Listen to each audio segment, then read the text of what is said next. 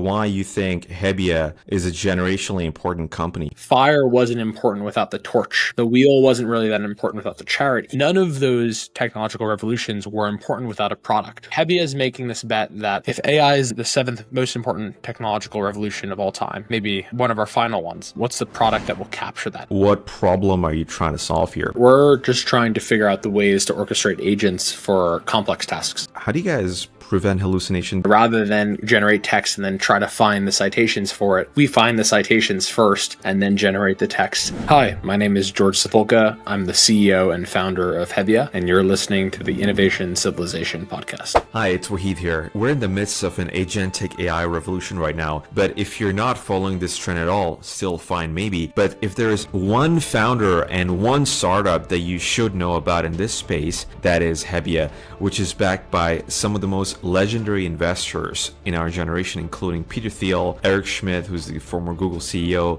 Jerry Yang, who's the former Yahoo founder, and A16Z2. Just a reminder that if you like today's show, the best way to propagate the knowledge to more amount of people for the maximum amount of benefit would be if you A, subscribe to the podcast on your platform of choice, and B, review the podcast episodes with 5 stars. That ensures that the most amount of people get this knowledge for free, and you're helping in the process. With that, enjoy today's show. All right, George, welcome to the Innovation Civilization podcast. What a great pleasure to have you here today. Excited to be here, and thank you for having me. Brilliant. So, George, let's start off, and I want to go right to the crux of things. So, on this podcast, we talk about innovation in the context of its civilizational importance, when it comes to tech and products. So, on that note, can you tell me why you think Hebbia is a generationally important company? It's one of my favorite questions to answer, and I think the best way to answer it would be with a story. I started Hebbia, I think it was around 4 years ago now, and it was out of my Stanford PhD, where I was really obsessed with very big questions. And in the PhD, I thought that the best question to ask myself is, what's the most important technology that will ever be invented? And over the course of my studies, I convinced myself it would be meta learning, which was the idea of teaching a machine to learn how to learn. So this is like topic du jour in AI ML at the time. And in June of 2020, right, while I was working on trying to build the world's first meta learner, OpenAI released GPT-3. And the title of the paper where GPT-3 was released was actually Large Language Models Are Meta Learners. And I remember sitting back in my chair and thinking, well, the most important technology of all time, this idea of creating an artificial brain, a machine that could learn how to learn and could generalize to any task, well, it was going to happen. And I kind of called the ChatGPT thing early. But I thought to myself, well, it's a fundamentally important technology, but technology is not a product. Yeah. And so while we have this technological revolution, and it might be one of the most important ones of all time, someone will need to build a product to capture that. And in the theme of innovation civilization, you could go all the way back to, there have been 7 major technological revolutions in the history of mankind. There's been like fire, there's been the wheel. You could even go, there's been the invention of the capital markets, more recently the invention of computing. And I think that artificial intelligence, or really meta learning, which is what we're really talking about here, because AI has been around for a while, is the 7th most important technological revolution. And none of those technological revolutions were important without a product. Fire wasn't important without the torch. The wheel wasn't really that important without the chariot. Even computing, nerds used computers up until Microsoft invented Excel, and Apple invented the graphical user interface. And those are products that capture the power of the technology. And Hebbia is making this bet that if AI is the 7th most important technological revolution of all time, and maybe one of our final ones, what's the product that will capture that? It's not going to be a chatbot, and that's what we try to do. That's quite interesting, actually. The fact that At least for me and a lot of other people who were not close to UI, just like a lay person, I believe like the ChatGPT moment or the chatbot moment was basically where it just came to the forefront that, oh shit, this is so real, basically. AI is kind of real, and it can learn and so on and so forth. So I was hearing one of your other kind of previous podcasts, you were kind of saying that you actually don't like ChatGPT or the chatbot product, really. So do you see that this is not the kind of feature or user interface, basically, of AI? Yeah, it's a very good point, which is that yeah, chat seems to have captured this like zeitgeist for everyone, but is it the final form?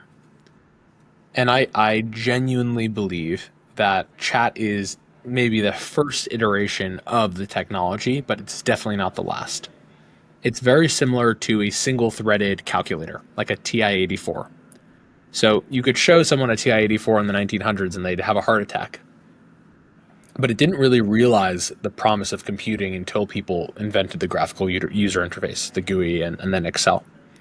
And similarly, I think that chat is like a single-threaded. It shows people the power of meta learners, the things that can generalize to any task, that could like write a poem in any style. But when you want to use it for serious work, there's a much richer, deeper, more process-oriented interface that is needed, and that's what we're trying to build at Hebbia. Yeah. So if I understand correctly, and I was just kind of seeing some of your demos basically. So I believe you guys went for the Excel spreadsheet style, right? Where if a person wants to use Hebbia, they create a row and basically dictate what they want in the columns, and the Hebbia AI just sucks up all the data, does a thinking, and just kind of gives the answers in the columns, right? Is that in a nutshell what your user interface is currently and what your product is? That's one of the easiest ways to think about it. But even more than just being a spreadsheet, we're thinking of different ways that you could orchestrate many agents. So a spreadsheet's one way where every cell could be an agent, and the cell represents the output of running an agent over some data. And that's our first iteration of our product. But there's also ways to use grids and other very human interfaces to portray the activity of many agents, to portray agents of agents, and to allow humans in an understandable way to build pipelines of data and pipelines of data processing. Yeah, that makes sense, really. And just for our listeners' background, can you tell us like what are you using Hebbia for? So you mentioned about meta learning, that was important, and you mentioned about a product around meta learning, right? And you mentioned about obviously the grid style approach, which is like, I guess, like a first easiest way to think about it. But what problem are you trying to solve here, basically, that's not resolved with any other LLMs or whatever's out there? Yeah. Yeah, so we're just trying to figure out the ways to orchestrate agents for complex tasks. If you ask ChatGPT a question, it'll give you one response, or deep research might give you like a longer response that takes a little bit more work up front. Okay. But when you actually think about what happens with serious work, it's not just kicking off a prompt and then going into a direction. When you have an employee, you're collaborating with them, they're creating something, you're editing something, you're working in the same workbook or materials to come to a result. And what Hebbia is all about is this idea of collaborating, of working with a variety of different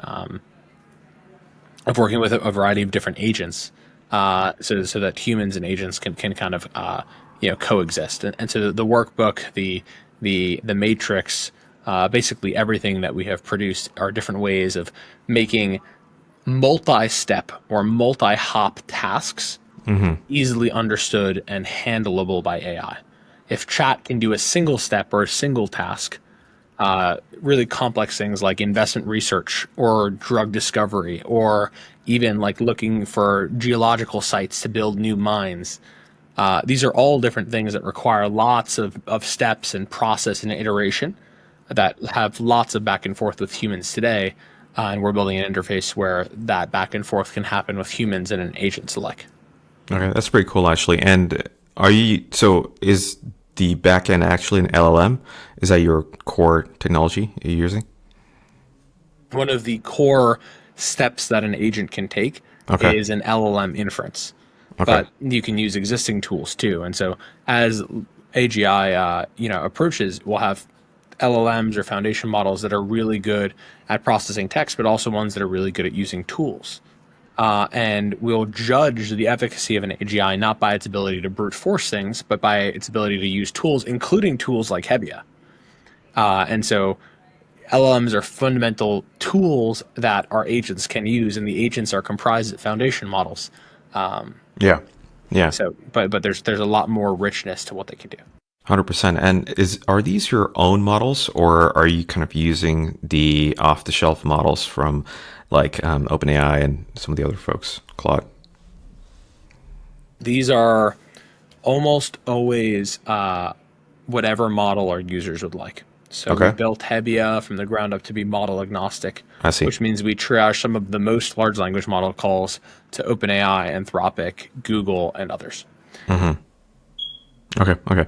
That makes sense, really. And on that note, like, so one of the kind of interesting things when I'm trying to do important tasks, let's say with AI, is basically like early on with like early ChatGPT and others, Claude as well. It just gives you the wrong answers, especially when it comes to math, right? And if you just look, it just kind of tremendously hallucinates, right? So how do you guys prevent hallucination? Do you have some sort of data that how accurate your outputs are actually being, especially when it comes to these important things like you're talking about investment research and private equity or whatever, basically, right? Yeah, we've ensured that every single model, when it creates an answer, cites the answer from text. So it Okay. can't create something, or it shouldn't create something that doesn't have a step even before the creation of something that does retrieval. So everything that is an answer that you'll get from Hebbia's platform is corroborated by a highlight even before it's generated. So it's a bit of a Copernican inversion. Rather than generate text and then try to find the citations for it, we find the citations first and then I see. generate the text, and that allows us to have a much higher accuracy Are in terms of you generating it and knowing that we're not hallucinating. Yeah. are you trading off like creativity for that in that case, or We do. We leave creativity to the humans, and we're trying to okay? build a platform that allows humans or the AI copilot to create whatever output they'd like. Mm-hmm. What that also means, though, is when we actually go out and give people the software, yes, it's going to be almost 100% accurate, as close as we can get it to being 100% accurate. But that means it'll be less creative. It'll be, less suggestive. And in order to find the right investment highlights, you'll have to drive it rather than trusting it, blindly. Okay, that's quite interesting, really. So, would you say like you guys have cracked an iteration of the hallucination problem in that case, or it's just a Yes. different? Okay, So I'd say that a lot of different research and capabilities are all yeah, around removing hallucination. Sometimes by making a bigger model, sometimes by doing this, like cite your sources even before you generate, which is what one of the things that Hebbia does, and sometimes by using advanced tool use, or we're teaching LLMs, hey, if you're bad at math, use a calculator, and you could get 100% accuracy every time. And as we move in those directions, what you'll actually will start to see is that hallucinations are going to be a very minimal part of the zeitgeist of AI, kind of talk tracks and news. yeah. That's quite awesome, actually. Now I want to use it, but you guys don't have a consumer product in mind, right? It's B2B right now, mostly. Right now, I have a framework where a lot of consumer products always map to like flaws in human psychology. So, Yeah, there's a time honored one where consumer products have to map to the seven deadly sins. Are they to correct. succeed? Yeah, B2B, we have the added benefit of being able to create things that ostensibly should be providing value or productivity, or like you can appeal to knowledge, discovery, creation, rather than laziness, or rather than gluttony, yeah, or a variety of other classic B2B deadly sins that people map companies into. So yes, we currently are starting B2B. yeah. But long term, I'd like to create a piece of software that, like the Microsoft Productivity Suite, goes out to everyone. I think that B2B affords you the ability to work on an important problem that is, more on productivity than maybe virality or echo chambers and all of the lower pieces of humanity's relationship with technology. Yeah, that's quite cool actually. So paint me the picture basically that you see. So you mentioned about this multi-agent future basically, right? Where you as a human are, it's basically like multiple bicycles for the mind, to put in Steve Jobs' words basically, right? Because there's like so many of different workers you've got. So paint me the picture of like in X years time, whether it be 5 or 10, of how this sort of world looks like, and yeah, what sort of tooling are we using, and how, and yeah, just have you kind of thought about what this kind of multi-agent sort of future looks like, basically? Yeah, I think one of my fun takes is that just like the internet took Yeah, work, which was all in person, and turned work into something that could be hybrid or remote, yeah, by giving people, democratizing access to location and communication across just like we're geographies. doing this podcast, basically. Yeah, Exactly. I think AI will do the same for work. So it'll democratize access to intelligence, and it will basically remove barriers based on only needing humans to complete tasks. And you'll have some organizations that are 100% people driven organizations, so human only. You'll have some hybrid AI agents and humans, and then some organizations that will be completely agentic. And I think that's one of the most interesting possible futures and outcomes is exploring like how we'll build things for the hybrid and agentic futures. In order to get there, I actually think the majority of companies will move, as they are hybrid today, hybrid AI tomorrow. okay, And a lot of my obsession with interface design, a lot of what we work on for Hebbia, collaborating multi-agent frameworks with humans, yeah, are all just different interfaces of managing AI agent employees. yeah, yeah. So one of on that thread, just pulling out on that thread a little bit more. So one of the things basically that folks talk about right now when it comes to the knowledge worker economy, and you're kind of building Hebbia with the wedge of the knowledge worker space, like finance, law, and consulting, so to speak. People talk about job losses, like AI is going to replace your jobs. And specifically, there's even this new notion right now that it might replace white collar jobs first, versus like, blue collar jobs, and so on and so forth. Like it's going to take us a lot more time for robotics to move one thing from point A to point B or do sophisticated stuff in a kind of knitting factory versus, just analyzing papers and doing investment research, right? So where do you stand as a person who's actually building a product in this field, and you're talking to customers all the time, right? Versus the economic theorists, or we're just saying that, AI is going to take X% of jobs, whatever. So where do you stand on this? Like, is AI going to replace white collar jobs in the short term? Is it going to be short term pain, or yeah, like where do you think this is going, basically? I think there's two questions. So the Yeah. first is, are white collar or blue collar jobs going to be replaced first? Hmm. And maybe there's a second larger question of, are jobs going to be replaced? It seems like for better or worse, AI is better at doing knowledge work than it is doing at labor work. Yeah. So it's better at doing the things that the office workers, white collar workers do. Yeah.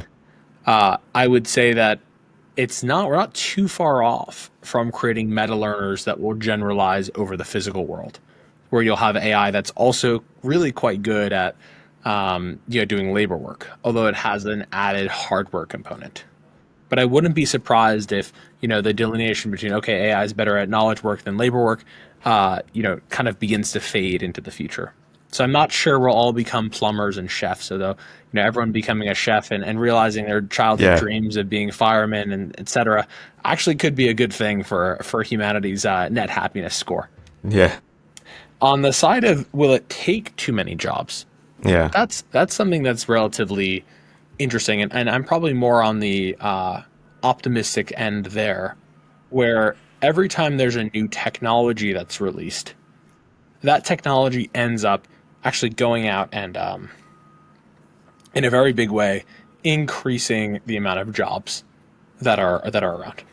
So a really good example would be I talked to someone at Morgan Stanley who claims that they invented the analyst, Okay. Interesting. and the story of that was, in the 1980s or 1960s, or I don't even know when Morgan Stanley first got their computers.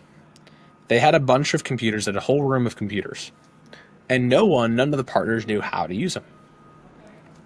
And they said, "Oh, well, we should go and grab some of those new grads from Columbia, and bring them down here, and we'll create a program where they could come and they can use the computers for us." And the analyst was born, apparently, and years later, that person came back to Morgan Stanley and said, "Hey, you guys are still using analysts? You still have analysts?" And by now, the analyst program at all major investment banks is, hundreds of thousands of kids, and the Morgan Stanley partners are like, "Yeah, of course." And the quote unquote inventor of the analyst said, "You still haven't figured out how to use computers." And kind of the story there just highlights that the more opportunity there is, the jobs change, but that opportunity doesn't always take away jobs. Doesn't mean that, okay, we're not going to have, remote organizations, and you can make the argument that the internet took away jobs from Americans, because now we can go and hire people across the world, and global companies can use global resources, even if they're at startup scale. But I think it'll change the nature of work. And there will be entire jobs that are created for working with AI and prompt engineer, and eventually agent orchestrator or agent human interaction. Like there will be opportunities for people to full-time use technology to their advantage. Yeah. So Yeah. The only, I guess, argument, so it's interesting you mentioned about the previous technologies and how they sort of create jobs, right? The only sort of argument made on the flip side is that all the other technologies and stuff like that, they were kind of like not intelligent, so to speak, where it beats humans as well, basically, and what they do, and more general intelligence or general intelligency qualities, whatever that means, right? Whereas this AI revolution is kind of like that, where in a lot of cases it's generally more intelligent or it can do multiple things, right? So there is a class of kind of doomers who basically say that, oh, it's different this time because the nature of the technology is different this time, right? So I don't know what you make of that. yeah, learners, meta learners, or computers that can learn how to learn and generalize well are definitely maybe more dangerous or economically disruptive, perhaps, than humans using computers or computers by themselves. I can see that argument. At the same time, I think that there's fundamental laws to the human psyche. We have craving and we have aversion. We want, we desire, and even if we were in a utopia, which 2025 looks like a utopia compared to 1925 and definitely 1825. We still will be entrepreneurs. We'll still be kind of going out and creating or discovering or wanting to find something new. And so I think that we'll keep ourselves busy. And I think the economy and human suffering is part of the economy if you really don't like your job, or if you do like your job. But the idea of wanting and building is very core to the human experience. I don't think it's going away. I just think it'll form different types of companies, different types of industries. But I Yeah. don't think it's changing the human psyche. Yeah. So you don't think we need UBI anytime soon? I'm not a proponent of UBI. No. I think that's a weak argument, and Yeah. if everyone becomes a chef or a plumber, everyone becomes an artist or whatever the economy looks like. I think that it's all about capturing value, and value is actually less concrete than people would like to imagine. It's way more perceived than actual. Yeah. So Yeah, that makes sense, really. Just staying on the macro a little bit, basically. So, one of your investors, Peter Thiel, who wrote a book, basically, and one question he basically asks everybody, and I don't know if you've ever had a conversation with him on this, but what important truth do very few people agree with you on? So, have you thought about that? I've probably thought too much about that. Okay. Yeah, I think there's a number of different truths that I can go into. I think a lot of them would be self-serving around a lot of the things that I just shared, versus what society might think about AI. But let me think about one that could be interesting, even in a different vein. I really like ones around. I think that there's a lot of esoteric or controversial or even conspiracy theories that have more validity to them. And one of the things that I genuinely believe, and this is, it's not as spicy as I could probably get, but I would say that folks like climate change deniers or flat earthers, or the conspiracy theorists that think all kinds of crazy things about the U.S. government, actually are better scientists than the folks that are just walking around and blindly believing everything. And science and being a believer in science is way less about just taking the dogma that a government or an educational or scientific institution has told you is right, and far more about questioning everything. And so I'd say that even the people that you might think are less scientific than you they're often practicing the scientific method in a very big way. And I'm all for people inquiring into different truths, or trying to turn what society thinks on its head, as better science, and honestly as better investigative humans, for uncovering the truth, even if it seems silly. Yeah.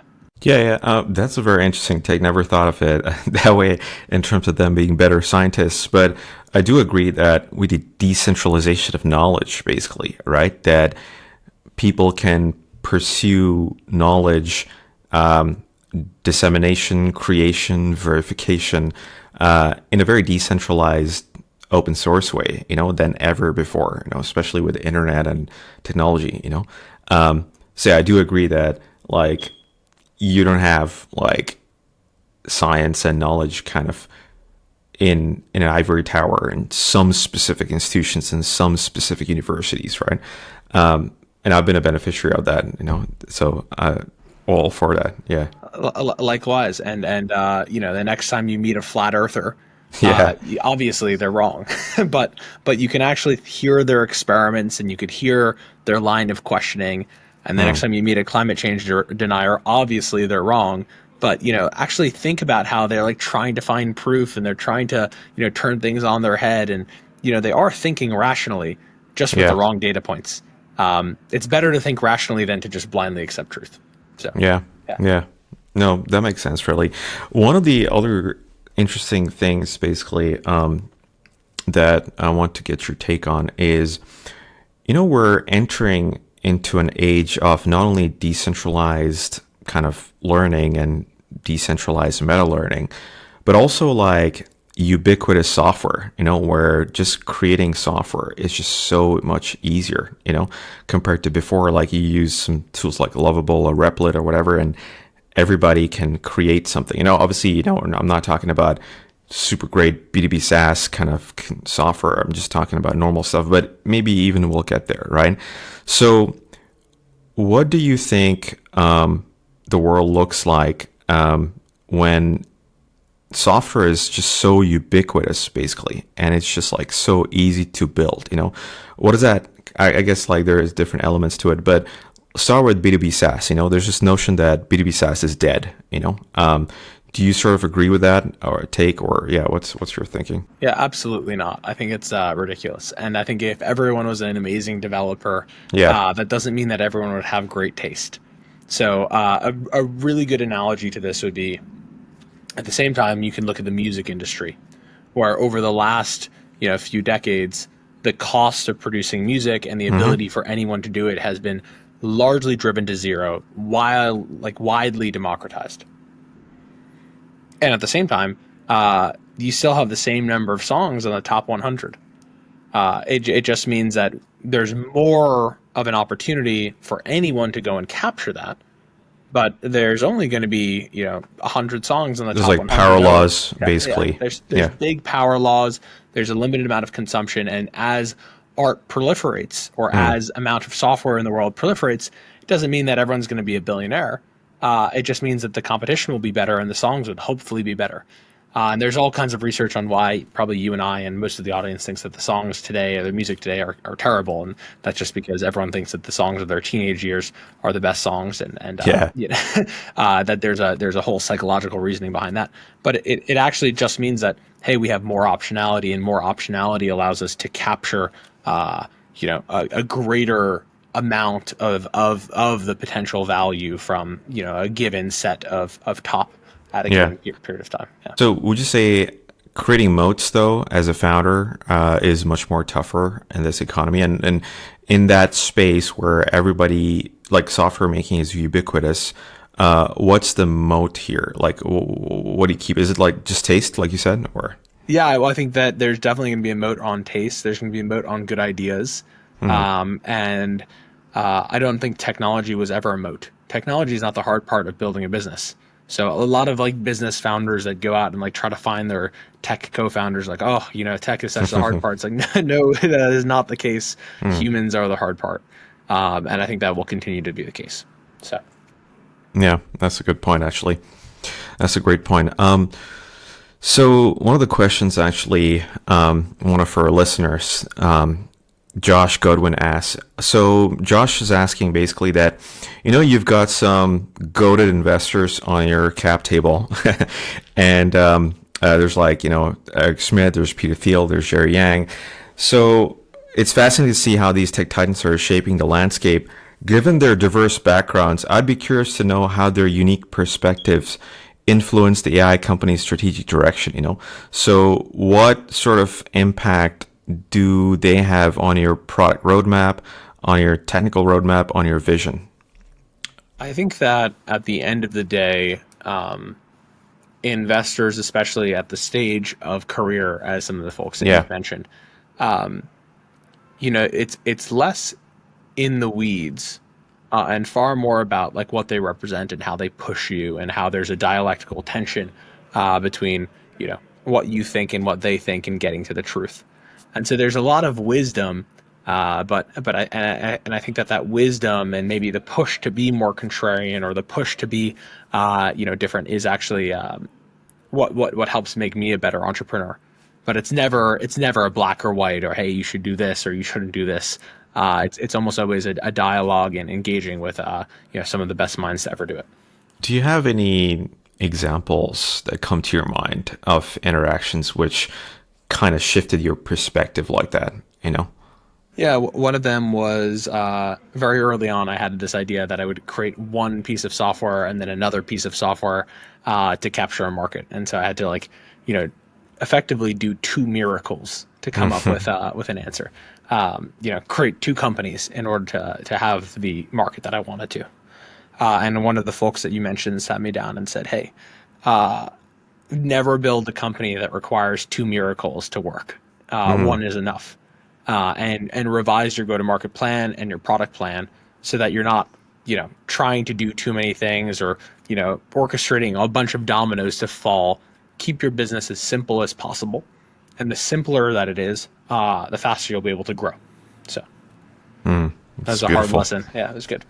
So you mentioned about, you're kind of using LLMs, and you're kind of also using, you're basically building that multi-agent kind of platform. So what sort of differentiates you from some of your competitors, and especially in a world where kind of agents are getting better and better every day at just doing normal stuff, the kind of stuff that Hebbia might be doing.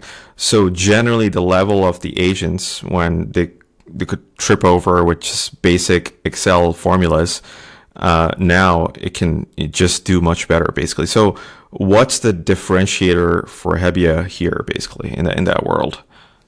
Yeah, I think it's a great question, and yeah, I'd say that the big differentiator for Hebbia is the fact that we're building a very different paradigm to the operator agents, or to the what the foundation models are working on in terms of capabilities research. We're basically saying that the limitation to agentic applications is not just the ability for an AI to move a mouse around the screen, or for the AI to call a tool, but really the ability for AI to, for example, retrieve information very accurately over massive amounts of documents, over unstructured and private data. And we're more of an applied AI reasoning lab towards information retrieval than just capabilities research. And as capabilities get better, actually Hebbia improves at the same time. But we've built this fundamental substrate and orchestration and agentic layer that makes us so much better, actually at doing tasks as the models improve. Okay, that's interesting. Basically, there's one interesting question. Basically, what trend or development when it comes to AI do you think people are not paying enough attention to, but you think is important? Ooh, okay, that's a good one. I would say one thing would be the geography of data centers. Okay. Where data centers are is very, very, very important. I think that the Trump, Sam Altman kind of $500 billion investment project Stargate was really just a bit of a nothing burger where, yeah, obviously everyone, they're probably going to make that investment anyways, et cetera, et cetera. But as data centers and access to power, i.e., like electric power to power those data centers, becomes more and more scarce. The location of data centers and the geopolitical implications of the location of those data centers will become increasingly important in terms of who controls compute and who controls effectively AGI. So that'll be interesting. And then another thing that I think is a really interesting trend is training scaling laws. So the ability to have more data and more parameters and to have a more accurate model come out are very interesting. But inference scaling laws, which is the ability to run more models and have more accuracy, is a new type of scaling law that has been powering a lot of paradigms like test time compute that was pioneered at Hebbia with our Matrix product. And I think that will be a massive unlock for more accurate and more able and capable AI systems. And so I'm not an expert on this, but I've basically heard that NVIDIA is great at the former, but not the latter, which is inference, So do you feel like the inference market has a lot more players to come, basically, in that space? Yeah, I think that long-term inference will be done on the edge. So it'll be done on your computer or your iPhone or your Yeah. Android. And I think that NVIDIA has a massive stranglehold on the training market, but probably Yeah. less so on the inference market. So Yeah. Okay. That's pretty cool. And last question, basically. So you've been following I guess the global headwinds that are happening around the world, where it feels like I'm not just talking about the Trump tariffs, and the effect on markets, but I'm more talking about, I guess, the supposed retreat of the United States from global trade, so to speak, and just leaving people be, and each of the countries be, and changing an order that was established, at Bretton Woods, like in the 1940s and so on and so forth, right? Given what's changing in the world today, basically, what's your kind of feeling about either where the world is headed or just building companies in general in AI? I know it's a very broad question, but yeah, any sort of thoughts? Have you been thinking about it, or do you not think about that at all, basically? I do. I think it's really important to contextualize like the business implications of geopolitics as they unfold. It's a great time to be building a company in America, and I think that It's a golden age, well, hopefully, it hopefully will be. Okay. But at the same time, I think that you know there's definitely going to be a variety of different stressors. Especially we're a multinational corporation now and a global business, and I think that I really do care that no matter what happens, we can act quickly and serve as many clients as we possibly can. Because my ultimate goal is to build a business for not for the United States or for other countries, but for all of humanity. And I think that my hope is that whatever the global order kind of unfolds into, we'll be able to do that. So. Yeah, I hope you guys have got a tariff calculator agent. You're shipping soon. we have Oh, you do? Okay. we have really good. We have really good ability to actually look at a company's portfolio or an investment firm's portfolio and impact and calculate the impact of tariffs Okay. on that portfolio, which is quite interesting as an agent. Okay, that's pretty cool, actually. One of the other things that's interesting to me is right now there feels like people just pumping money into AI, right? You mentioned about the Stargate project and so on and so forth. It feels a bit bubbly, when it comes to AI investment.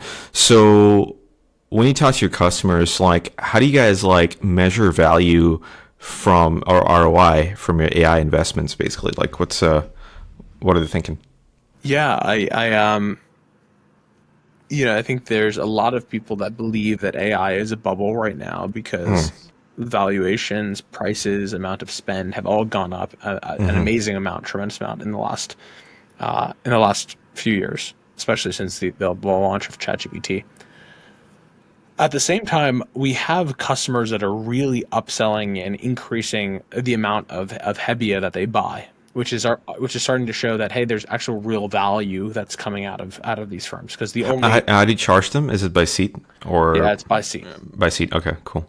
Sorry, And continue. so it just goes to show that there's real value that companies and customers are realizing with AI.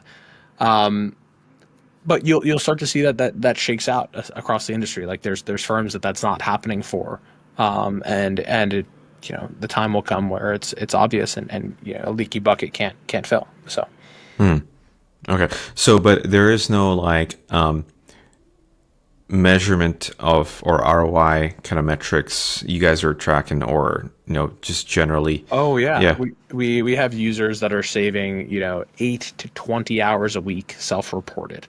So that's almost per half of a person. week per person per Okay, seat of Hebbia.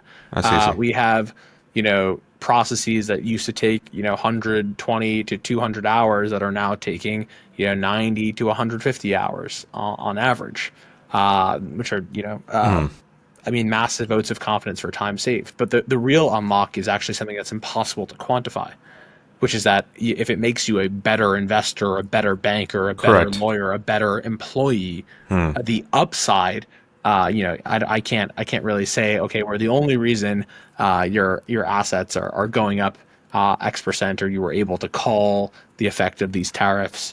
Yeah. But we might be a really big part of that, and that's unquantifiable value. Yeah. I mean, I think you mentioned this before, but it was like the benefits of AI, there's twofold, right? Like one is, okay, how faster, better, cheaper can I do my current job better, right? Or current tasks. And then there's the other part of what new things can I do, basically, with the additional capabilities, right? So I guess what you're saying is that the latter part, the new things, is still unquantifiable right now. And that's really where you'll see the maximum amount of value grow, and that's an important vector for expansion. So Okay. Cool stuff. Brilliant.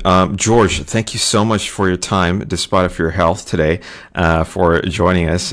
You've been a great guest, and thank you so much, and all the best with Hebbia. Looking forward to an IPO soon. oof, knock on wood. Knock on wood. I'm knocking. But no, we've got a long way to go and a lot of software to build, and really great to have this discussion with you, and Yeah. thank you so much for the time. Cheers. Awesome. Bye.